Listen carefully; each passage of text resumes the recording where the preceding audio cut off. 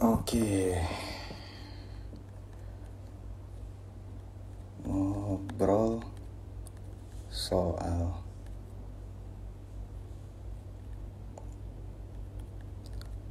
passion.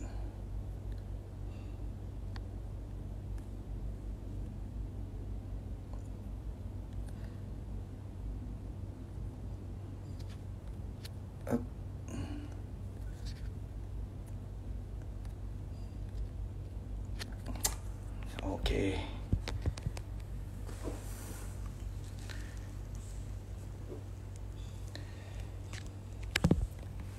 selamat malam bapak-bapak. Semoga bisa dengar suara saya dengan jelas ya.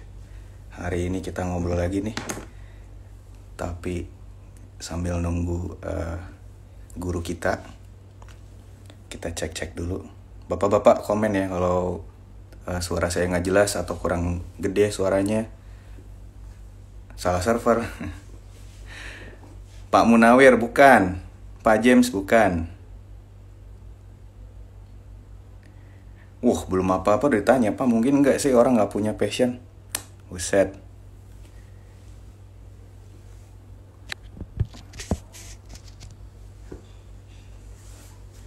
Makasih Bapak Ucil, aman jelas ya. Pak Yayat bukan juga, bukan Pak Yayat.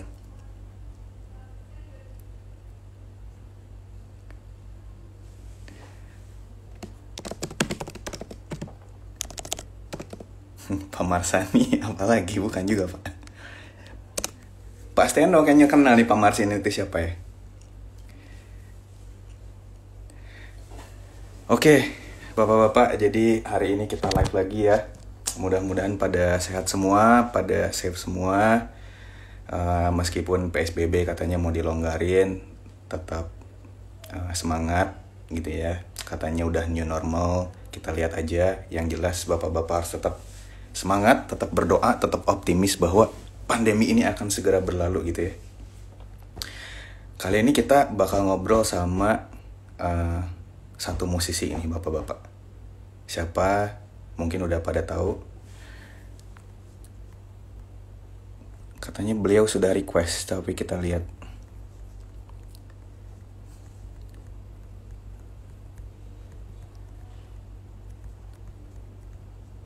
Belum ada sih.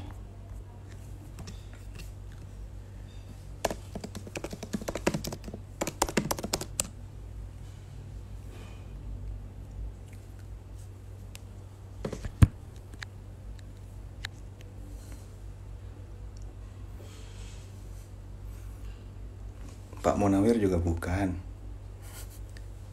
Pada penasaran ya, bapak-bapak kita. Nah, beliau udah nih ada nih. Lep.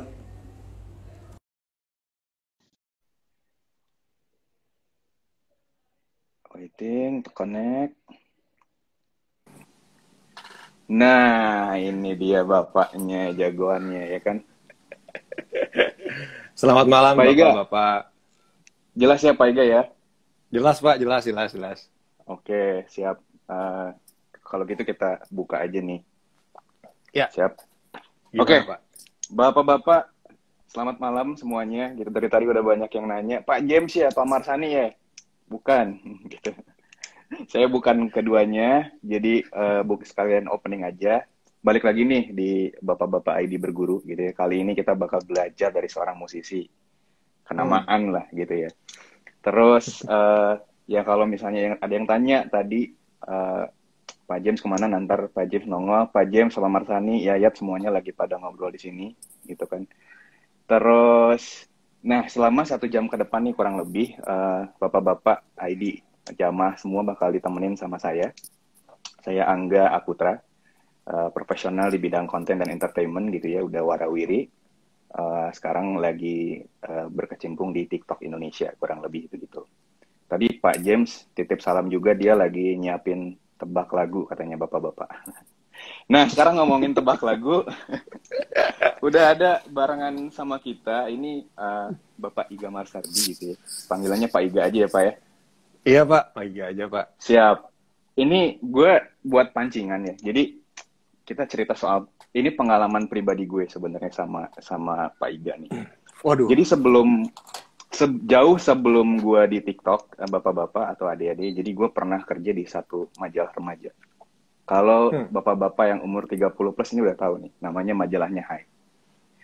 Nah, waktu itu pertama kalinya gue ketemu Pak Iga itu The Trees and the Wild, manggung di kantor.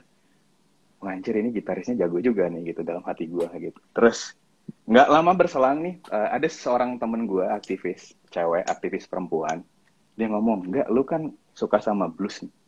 Ini ada teman gue nih aktivis juga nih, punya band gitu, Mbak Tika Independent. Gue dengerin, kok kayaknya gue kenal gitarisnya gitu, lihat di mana gitu. Itu dua. Nah, anak saya juga ternyata ada yang manajerin Soul Five waktu itu. Terus dia ngasih gue denger, ya Dana ngasih denger Soul Five, dia gue udah lama nih nggak nyanyi, terus gue lihat, dia lagi. terakhir banget. Sumpah Pemuda 2017, gue inget banget, gue diundang Pak Jokowi ke Istana Bogor. Waktu itu kita rekonstruk Sumpah Pemuda gitu ya. Adalah satu band namanya Bara Suara. Pas naik ke atas panggung, batikan, ya kan, cereng. Gue feeling gue emang ini ya, semua band yang ditanganin sama Iga Mas Hardi pasti nih jadi gitu kan.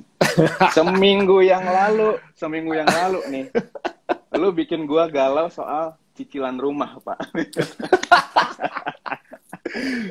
Nah ini gue pengen denger langsung sih dari lo. Gue pengen denger langsung, kok bisa gitu ya Pak, setiap band yang ada elunya itu selalu jadi gitu. Gue pengen tahu sih, ini mungkin bapak-bapak juga penasaran. Ini pengalaman bermusik lo itu gimana Pak, kalau boleh cerita lah gitu, dari mulai awal sampai sekarang. Boleh lah Pak, mulai dari itu sih. Sebelumnya saya mau menyapa dulu nih bapak-bapak, dan tadi ada yang protes juga, bapak-bapak doang yang disapa, ibu-ibu juga katanya, ibu-ibu pada nonton. Ya Bu. Nah, kalau awal mula berkarir sih, awal mulanya banget sih secara singkat aja, gue waktu itu awal mula secara profesional dalam artian bekerja sebagai musisi itu dari Band Top 40 waktu itu. Band Top 40, gue main sekitar 2-3 tahun, kemudian bikin Trees and the Wild, abis itu gue join sama Tika, and then gue masuk Soul Five. Terus setelah keluar dari Soul Five, gue juga main sama, gue jadi session player beberapa, salah satunya sempat main buat Raisa waktu itu. Terus kemudian setelah itu gue baru bikin Bara Suara. Gitu. Track recordnya begitu kira-kira. Jadi sebenarnya Trees and the Wild dulu ya, Trees and the Wild dulu. Oke. Nah, gitu. Cerita aja Pak, bebas nih. Kalau gue sih pengen nguliknya sebenarnya nih, karena balik ke pertanyaan gue tadi gitu. Kenapa setiap band yang lu pegang itu jadi gitu. Dan kita kemarin sama bapak-bapak yang lain berpikir, ini pasti karena passion sih gitu. Dan sebenarnya kita pengen tahu values di balik lu bermusik itu apa sih Pak, ini sebenarnya Pak? Kalau pertanyaan tadi, kenapa akhirnya apa yang gue pegang itu jadi, gue juga nggak tahu sih ya Pak. Jadi semua yang gue kerjain sih itu bener banget, maksudnya pakai passion, karena kerasa ya ketika kita bikin sesuatu yang sifatnya karya tapi kita tidak didasari sama keinginan atau api gitu ya namanya, maksud gue nyebutnya api gitu, passion atau lo punya antusiasme terhadap sesuatu, kalau konteksnya karya jadi hambar gitu rasanya. Maksud gue mungkin basic dari situ, gue pengen naro sebagian dari jiwa-jiwa gue, jiwa-jiwa gue di setiap karya yang gue bikin.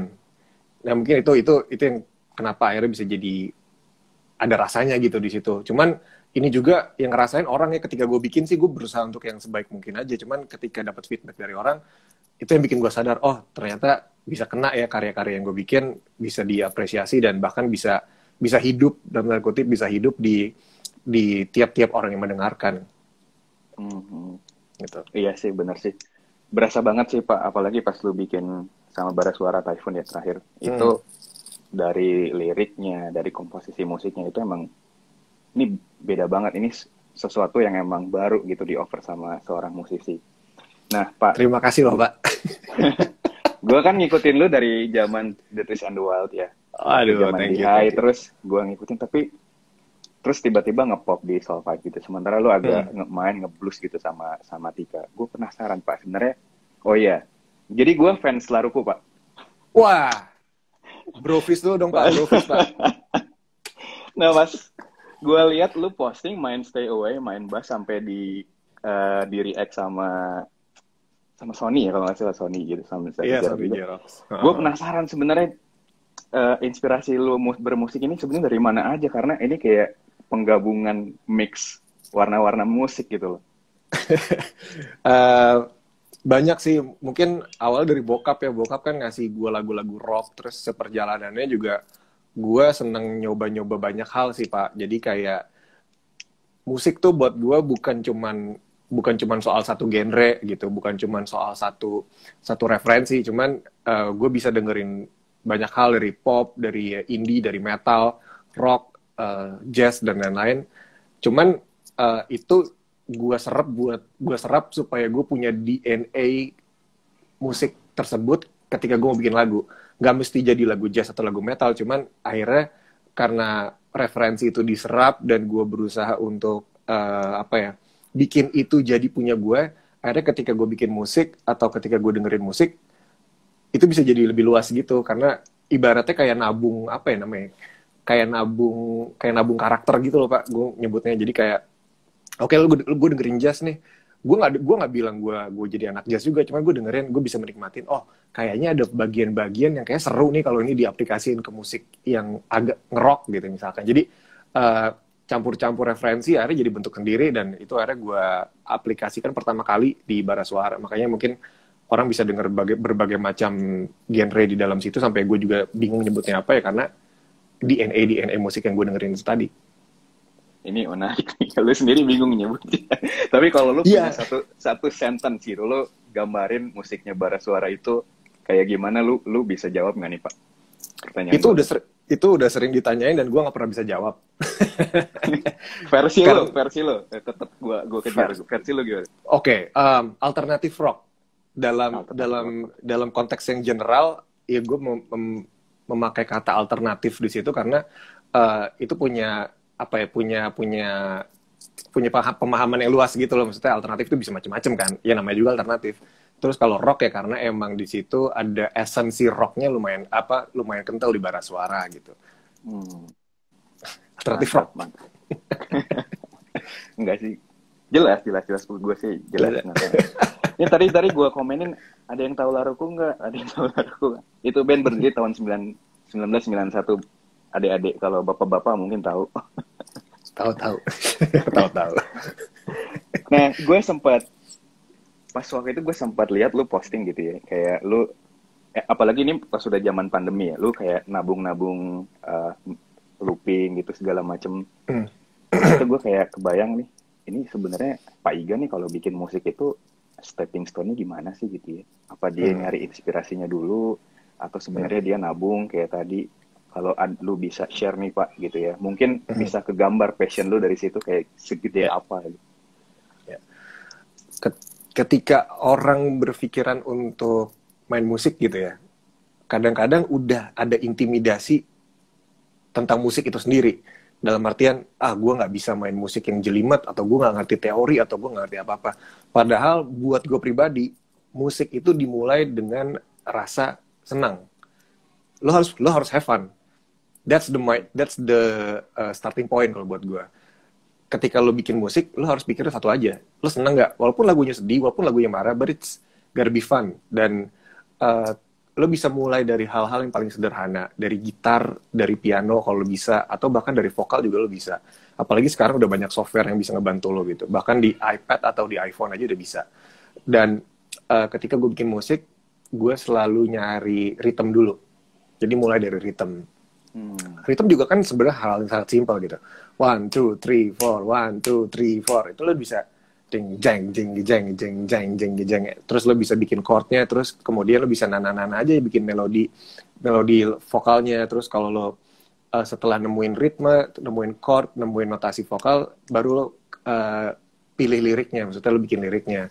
Dan satu hal yang gue pelajarin dari Mas Holil Mahmud, dia adalah vokalisnya dan gitarisnya Efek Rumah Kaca. Dia tuh bilang ke gue waktu kita dalam diskusi gitu, lirik harus menyesuaikan notasinya. Jadi kalau notasi itu adalah fast, lirik itu airnya. Jadi kenapa notasi itu sakral? Yang gue tangkap dari diskusi waktu itu adalah karena notasi itu sifatnya apa ya, uh, kayak jantung dari lagunya gitu loh. Maksud gue ketika kita dengerin The Beatles nih, misalnya dengerin Yesterday, na na na na na na na na na na na, nah itu kan nanya itu kan yang bikin Yesterday jadi lagu Yesterday. Walaupun nanti liriknya diubah, tapi notasinya sama, lo akan familiar. Bahkan ketika Yesterday dibikin jadi versi instrumental, si nanya itu yang bikin lo langsung catch bahwa oh ini lagunya Yesterday. Dan akhirnya lirik harus bisa menyesuaikan ke notasi. Kalau gue jadi nemuin notasinya dulu, baru kemudian liriknya baru bisa di-adjust. Tapi ini gue dan banyak banget orang-orang yang punya cara berbeda dalam menulis lagu. Oke, mantap notasinya dulu justru ya Pak. Tapi kalau ngomong-ngomong lirik gitu ya Pak, gitu. Lirik lu tuh kadang-kadang gue jujur ya, gue mungkin bapak-bapak atau ibu-ibu yang lain mungkin beda sama gue. Tapi gue ada lirik-lirik lu yang emang bisa langsung gue ngerti gitu ya. Ada yang, oh ini maksudnya kesini gitu. Tapi proses perjalanan ngebangun, ngekonstruk lirik itu gimana sih Pak sebenarnya kalau lu ngejalaninnya selama ini? Orang pasti biasanya ditanya soal lirik yang gue bikin adalah dari referensi. Yang pertama ditanya biasanya buku apa yang gue baca. Itu pertanyaan yang paling awal biasanya. Dan turns out gue nggak baca buku, gue bacanya majalah gitar. Iya, gue nggak baca buku.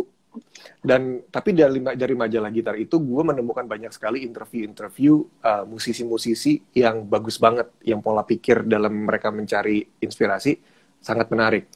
Kalau dari diksi, kebetulan bokap gue adalah seorang penulis sastra gitu ya, penulis sastra. Dia membuat teater dan membuat novel juga, namanya Yudhistira Masardi. Dan gue banyak banget dapet referensi kayaknya nggak sadar gitu atau secara genetik dari itu Pak. Jadi kayak prosa-prosa atau sajak-sajak yang dibingkai kemudian ditempel di rumah. Jadi setiap gue bangun tidur gue udah ngeliatin tuh ada macam-macam nih, ada sajak A, B, C, D, sampai di kamar mandi juga ada. Jadi mungkin itu yang akhirnya yang jadi sesuatu yang natural buat gue untuk bikin lirik yang sifatnya lebih puitis. Buat gue itu nggak puitis. Ketika gue jadi lirik kemudian gue rilis, orang bilang kok liriknya puitis banget. Gue nggak ngerasa itu puitis karena mungkin sehari-hari gue udah ngeliat bacaan kayak gitu ada di rumah. Oke. Ini menjawab si penasaran gue karena gue merhatiin lirik bahasa juga kan. Bokap ternyata ada di sini ya. Iya. Beliau lah. Beliau.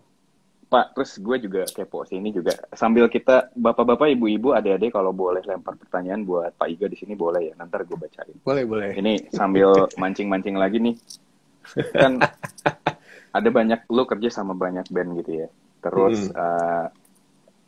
Terus sekarang kemarin lu bikin ini project solo sendiri gitu ya. Gue penasaran sih, ini pasti ada bedanya nih. Lu apa ya, kontribusi lu di band, terus lu main sendiri. Gue sih kepo sama lu lebih nyaman yang mana, terus plus minusnya itu apa sebenarnya itu sisi yang biasanya menarik tuh dari seorang musisi untuk digali sih kalau menurut gue. Nah, kalau itu kemarin kan gue baru rilis single judulnya Krisis Hiburan. Tapi ini juga sebetulnya special case karena kita tiba-tiba ketimpa sama pandemi kan. Dimana semua orang di rumah, band gue nggak bisa manggung, dan band orang-orang banyak juga pada nggak bisa manggung. Dan akhirnya di sela kebosanan, gue bikin lagu di teras gitu malam-malam, jeng-jeng, tau-tau ketemu, oh ini kayaknya nadanya lucu, dan akhirnya gue tulis liriknya. Kemudian gue, ya singkat cerita, gue rilis, dan ternyata respons orang-orang sangat positif. Bahkan banyak juga yang akhirnya akhirnya cerita kalau dia lega bisa ngerti lirik yang gue bikin. Karena kalau di Bara Suara kan maksudnya gue bikin lirik yang emang super serius, dan sekarang ini gue sesuatu yang ringan dan gamblang. Kalau ditanya merasa nyaman yang mana, dua-duanya ada rasa nyamannya sih Pak. Maksudnya kalau solo gue bikin si Krisis Hiburan itu bener-bener gue nggak pakai mikir, nggak pakai diskusi, nggak pakai birokrasi apa-apa, bener-bener langsung tulis, rekam, rilis. Kalau di Bara Suara, ya gue ada kemewahan, gue bisa brainstorm sama teman-teman gue yang hebat gitu. Maksudnya mereka bisa ngasih feedback sehingga lagunya jadi lebih kaya. dan lebih kaya in terms of creative way ya, maksudnya lagunya bisa jadi instrumentasi, bisa macam-macam. Punya kenyamanan sendiri-sendiri sih kalau kalau itu ya. Kalau di solo bisa bebas-bebas banget, kalau di bara suara ya gue mesti ada brainstorming, tapi itu juga apa ya, sebuah sebuah kemewahan gue tadi. Maksudnya gue bisa brainstorm sama orang-orang yang gue percaya gitu. Mantap, mantap, mantap. Tapi ini lebih dalam nih, kita ngomongin krisis hiburan ya Pak ya, ini mumpung masih hangat gitu. Tadi lu udah mention juga. Waktu lu berinisiatif, oke ini pandemi, nggak ada manggung, terus akhirnya lu bikin itu gitu ya. Sebenarnya ketika lu melemparkan sebuah karya kan pasti lu punya ekspektasi gitu ya. Sebenarnya kalau gue boleh agak sedikit ngedik gitu, ekspektasi lu dibalik karya lu yang satu ini gitu, yang agak cenderung berbeda dari karya-karya lu sebelumnya, apa nih Pak? Yang berbeda dari krisis hiburan. Di sini gue ngomongin hal yang bener-bener lagi kejadian sama hampir semua orang. Dalam pengertiannya adalah kayak ya kita semua ada di masa pandemi, di mana banyak banget orang-orang yang teman-teman kita sendiri yang kehilangan pekerjaan gitu ya. Makanya di situ liriknya juga tanggal cicilan, ada listrik yang udah bunyi tokennya, dan juga kayak semacam apa ya, semacam kegundahan, kegalauan, karena ya di masa-masa umuran kita nih Pak ya, itu kan memang masa-masa di mana ya biasanya kita udah tinggal sendiri atau mungkin berkeluarga, dan hal-hal kayak gini jadi sangat apa ya, jadi sangat mengena gitu ketika kita udah kehilangan sebagian besar penghasilan, sementara cicilan masih jalan terus, kebutuhan rumah juga masih jalan terus, kita kan akhirnya muter otak. Dan hal ini yang akhirnya gue tangkep ketika gue lempar, kemudian banyak banget orang yang sangat relate sama hal itu. Dan mau yang membedakan sih sebetulnya di situ ya, karena ini gue ngomongin hal, gue memotret kejadian yang sedang berlangsung di hari ini lewat lirik tersebut. Jadi itu yang membedakan mungkin ya.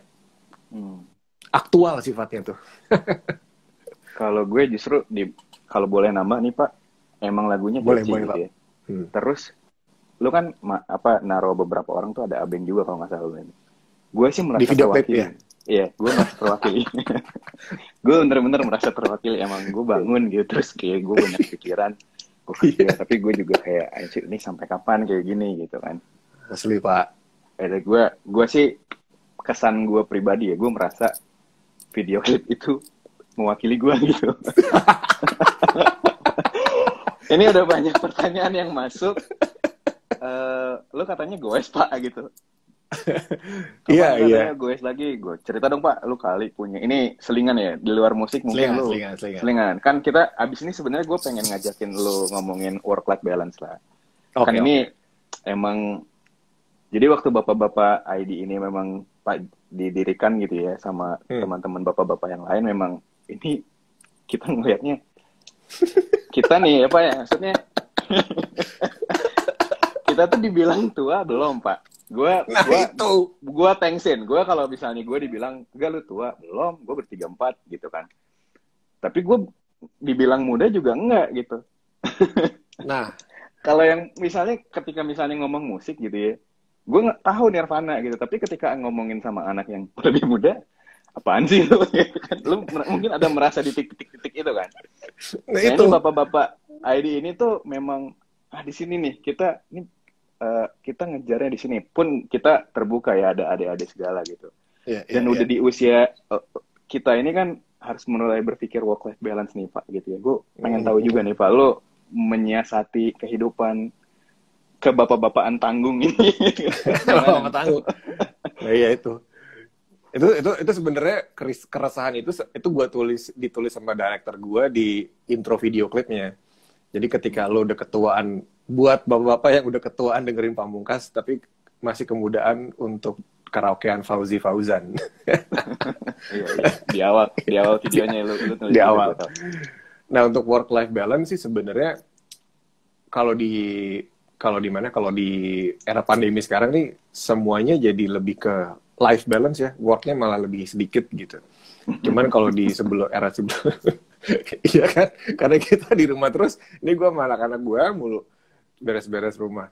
Jadi kalau work life balance, tipsnya sih, kalau kemarin-kemarin sempat ya pas lagi peak banget ya, kayak 2 tahun lalu gitu, gue bisa semanggung seminggu 3 kali, jadi perginya hari Jumat baru bisa pulang hari Senin gitu.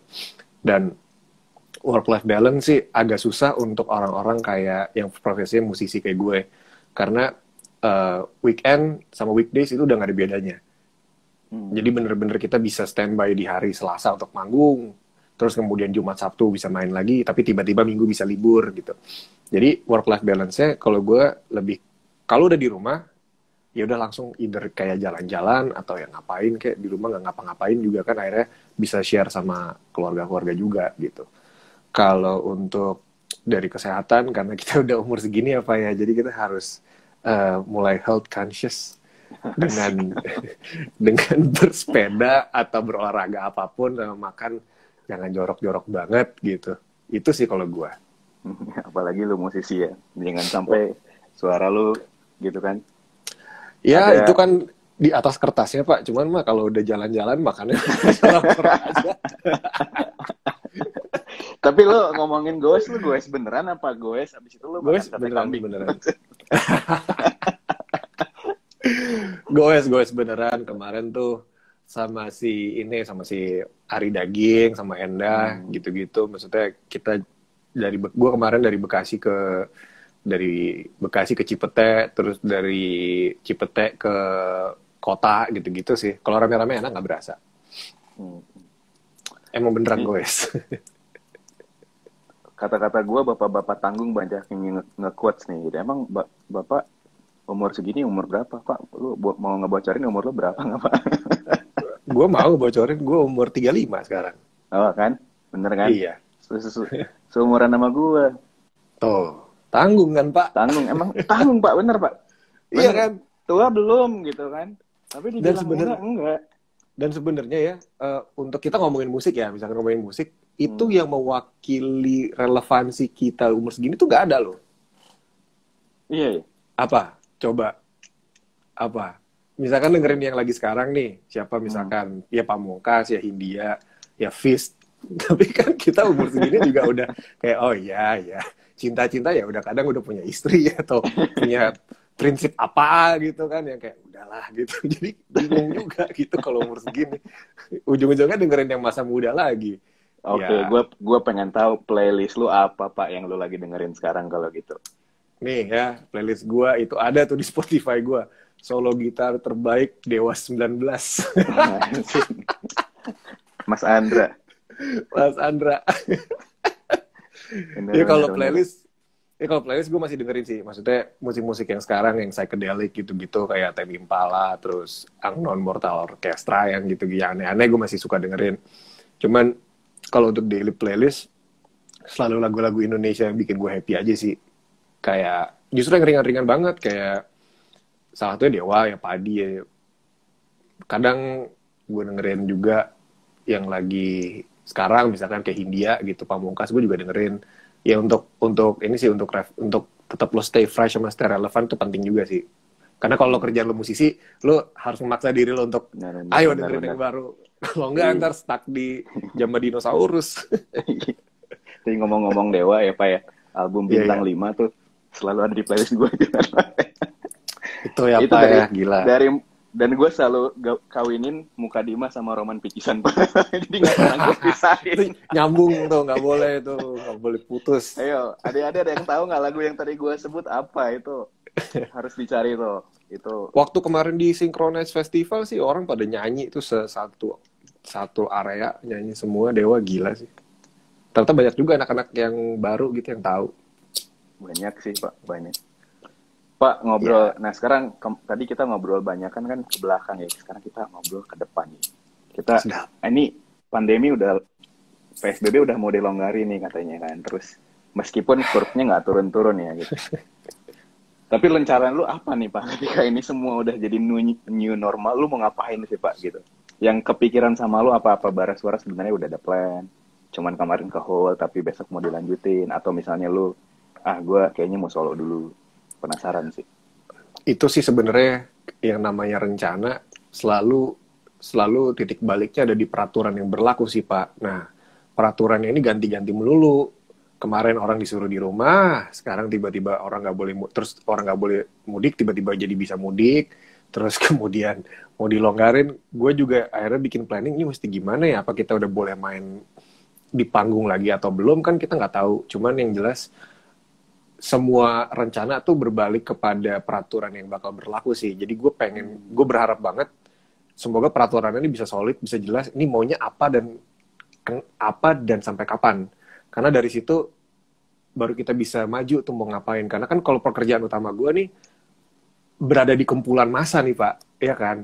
Berada di festival, berada di konser, itu bisa 5.000 orang datang atau 10.000 kalau festivalnya gede.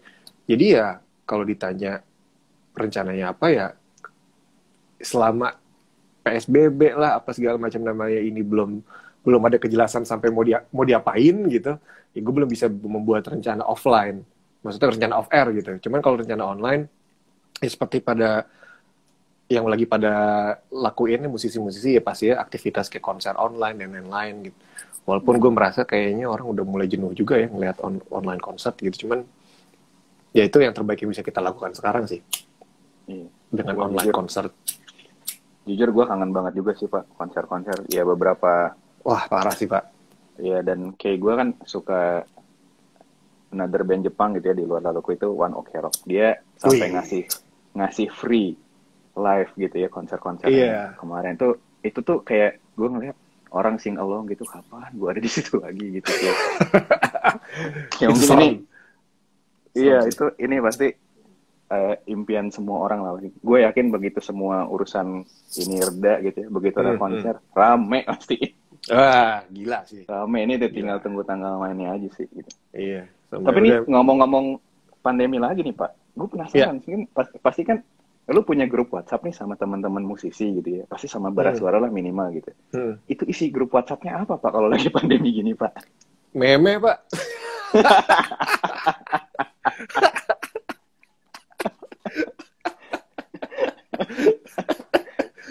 Ya, isi udah gitu. Atau enggak tiba-tiba sore-sore ada yang ngirim link Zoom gitu. Ntar begitu diklik, ngapain ya? Gak tahu ngapain. Udah ngobrol aja lah biar waras. Akhirnya ujung-ujungnya gitu. Maksudnya udah saking gak tahu mau ngapain gitu kan. Apa juga akhirnya banyak yang ngerjain sih. Sebenarnya gini ya Pak, maksudnya nggak yang kita tuh nggak yang nol banget ya. Maksudnya banyak banget musisi-musisi yang akhirnya bisa kerja dengan hal lain kayak bikin bisnis makanan, dan juga ada yang masih ngerjain post production gitu kayak misalnya untuk TV komersial dan lain-lain. Untuk mixing kan masih bisa di rumah, dan atau bahkan untuk ngisi-ngisi rekaman kan masih bisa pada di rumah. Jadi sebenarnya bukan lantas musisi itu tiba-tiba nol gitu semuanya, enggak, masih ada yang bertahan di studio-studio untuk tetap bisa kerja.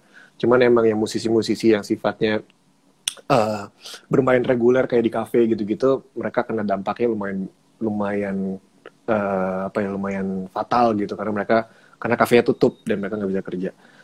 Tapi ya udah pada ini juga sih suka nge-share kayak gue punya bisnis makanan ini nih, atau ayo cobain. jadi ya udah lebih ke situ sekarang. Ada yang jual buah, ada yang kemarin jual masker, terus sekarang jual apa. Menarik lah. Gimana Pak? Lu sendiri gimana? Kan lu umat lu banyak nih Pak, fans lu juga banyak. Lu ada rencana kan? Kalau gue emang kan gue ngerjain TV komersial juga gitu, TV komersial untuk brand-brand, dan itu alhamdulillah sih masih berlangsung ya. Dan untuk untuk selain komersial, gue juga ini mau rilis lagu lagi, terus mau bikin lagu baru juga sama Bara Suara gitu. Mantap nih, udah bisa dibocorin belum nih sama bapak-bapak, ibu-ibu sekalian di sini? belum ada yang bisa dibocorin Pak, karena belum jadi. Oke. Coba kita lihat pertanyaan-pertanyaan nih. Kita masih ada waktu 5-10 menit lagi. Wah, cepet banget ya, udah sejam aja nih. Iya. Kok ini malah nanyanya kenapa bisa brengosan? Turunan Pak. Ayo ini tanya Pak Iga, mumpung nih. Kita kapan Tadi lagi kayaknya di berguru? atas-atas. Tuh, Pak Eh, Iga nih kalau gue lagi. produser musik kerjanya ngapain sih, Pak? Nah, sikat Pak. Kalau produser musik itu biasanya begini. Ketika ada seorang penyanyi atau sebuah band, mereka butuh satu orang produser. Kemudian produser itu tugasnya adalah biasanya menyatukan ide musisi-musisi ini, penyanyi atau band ini menjadi sebuah ide yang lebih kompak, lebih solid. Kadang-kadang kan bandnya udah jadi nih lagunya, terus anjir kok kayaknya kurang bagus ya, kayaknya kayaknya nggak tahu mau kemana. Nah, produser itu harus punya visi untuk apa namanya, untuk nyetir lagunya. Nih lagunya, lagu lu tuh begini bagusnya, ini arahnya ke sini, notasinya begini, partnya begini, aransemennya begini. Nah, itu tugas produser untuk dalam tanda kutip membereskan ide-ide kalian, bukan ide kalian ya, ide-ide musisi yang sifatnya masih berantakan. Dan itu produser itu perannya di situ. Hmm. Nanti. Gitu. Semoga bisa menjawab. Ini ada pertanyaan juga buat Bara Suara, kapan mau bikin online konser katanya. Nah, itu udah masuk ke Ada agenda, jadi ditunggu saja ya. Tunggu saja. Oke, ditunggu, gengs. Tadi kan udah isi grup WhatsApp-nya udah ketahuan kan, lagi pada ngobrol juga. Si Ini meme. gue mau ada satu ada satu mewakili nih Pak, generasi di bawah kita gitu. Dia bilang Apa? dia 28 tahun mengalami quarter life crisis. Waduh. Ini mungkin lu bisa share nih, waktu umur lu 28 berarti lu lagi sama Tris and the Wild ya? Atau sama Oh enggak, 28 tuh gue udah sama Soulfive. udah sama Udah. Soulfive ya? Iya. Oke. Iya, udah mau bara suara bahkan 28 tuh. Oke, like cerita lo Pak, gimana lo? Ada di masa-masa itu ngasih tips supaya gue yakin, akhirnya gue yakin nih bara suara, gue all out nih di sini. Momen lu dapetin itu gimana tuh Pak? Satu hal sih, ketika mengalami krisis dalam mental atau hidup gitu ya, jangan denial. Maksudnya jangan denial tuh jangan merasa, gue nggak apa-apa, jangan kayak gitu. Kalau emang lo ngerasa lagi hancur, lo ngerasa bingung, lo ngerasa kalut, udah rasain aja. Karena dari situ kemudian lo bisa tahu tuh sebenarnya akhirnya lo mau kemana sih gitu. Jadi ketika sedih ya sedih aja udah, ketika hancur aja, rasain aja. Tapi jangan lupa untuk minta pertolongan sama temen. Waktu itu ya gue punya orang-orang yang gue percaya untuk gue ceritain semua keresahan gue lah. Yang akhirnya jadi life mentor gue juga. Gue galau, gue bingung gimana caranya gue bisa begini, gue nggak tahu. Krisis identitas di fase kedua lah gitu dibilangnya. Dan akhirnya dari situ, ketika lo menyerahkan diri lo kepada keadaan, maksudnya lo harus ikhlas sama keadaan diri lo juga gitu. Ketika lo lagi galau, jangan sok kuat gitu. Kadang-kadang kan orang suka salah gitu. Udah nggak apa-apa. Akhirnya nggak kelar tuh sebenarnya maunya apa.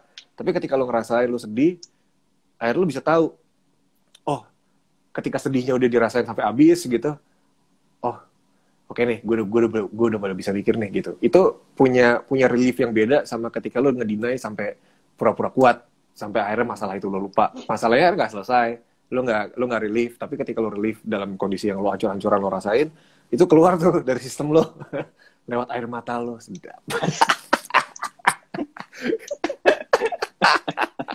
Zaman dulu kan gitu ya Pak ya, anak muda. Zaman dulu mah kadang berantem aja Pak gitu. Nah iya, gitu. Solusinya berantem. Sekalian gitu, jebret. Tapi ya udah kelar. Jadi dirasain aja ya adik-adik, rasain, ikhlasin, tapi habis itu kelarin. Habis itu baru bisa jalan lagi. Jangan kelamaan galau, nggak bagus. Iya. Tapi emang gue juga ngerasain umur 25, 26 ya. Maksudnya even gue kemarin mutusin nikah tuh umur 27 gitu. Emang bener Pak. Bener kata adik-adik ini, umur 27, 28 tuh kayak bener. Mau milih kiri atau memilih kanan gitu kan. Kebukti kan lu juga pas, gue nggak tahu lu merit umur berapa, tapi gue ngerasa 28 tuh, Pak. Lu 28. Pas jam ke bara suara pun di umur segitu kan ya. Sini lu. Iya. Ya, pasti itu gak punya duit biasanya tuh, gak punya uang itu Pak waktu nikah tuh, gak punya modal apa-apa. Nekat doang. Gila. Aduh. Gitu Pak. Coba kita masih ada waktu sedikit lagi, kita cari lagi pertanyaannya. Boleh. Ini ada, ini gue kenal nih. Ini sohibnya bapak-bapak dari Samrah. Pak, kalau kembali ke masa lalu, lu mah nggak move on bro. Nggak apa-apa. Kalau kembali ke masa lalu, satu hal yang mau dilakuin apa Pak? Gitu. Apalagi saat quarter life crisis. Kalau gue ya bro ya, gue bersyukur aja dengan apa yang ada sekarang. Tapi nggak tahu nih Pak Iga nih, kalau gue bukan tipe orang yang gue balik lagi ya ke masa lalu. It is what it is, man. What is done just done gitu ya. Tapi gue nggak tahu nih Pak Iga gimana menyikapinya nih. Ini adik-adik Pak, adik-adik Pak. Oh, Jangan iya, sampai iya, mereka iya, salah iya, jalan. iya. Kita punya tanggung jawab moral nih di bapak-bapak ID Pak. Enggak, pokoknya kalau gue pikirnya gini, apa yang terjadi di lu sekarang itu karena lu di masa kemarin. Itu sebenarnya klise, cuma itu benar. Jadi lu udah kayak gue setuju sama Bapak Angga nih. Jadi udah it is what it is. Kalau lo fuck up misalkan di hari ini, ya ini gara-gara kesalahan lu kemarin. Dan hari ini lu nggak usah mundur-mundur berharap semuanya lebih baik kemarin-kemarin, nggak usah. Ya udah hari ini apa yang perlu beresin, do it and fix it as you go. Kalau gue gitu. Oh. Nggak usah lihat-lihat masa lalu. Nggak usah lihat masa lalu lah. Nggak usah nanya masa lalu. Nggak penting. Nggak ada yang bisa dibenerin dari masa lalu. Nih ada nih. Ada yang ngajakin bikin lagi nggak? Lagi ya? Ada yang ngajakin bikin band lagi nggak Pak sekarang? Nggak ada sih. Nggak ada yang berani kayaknya.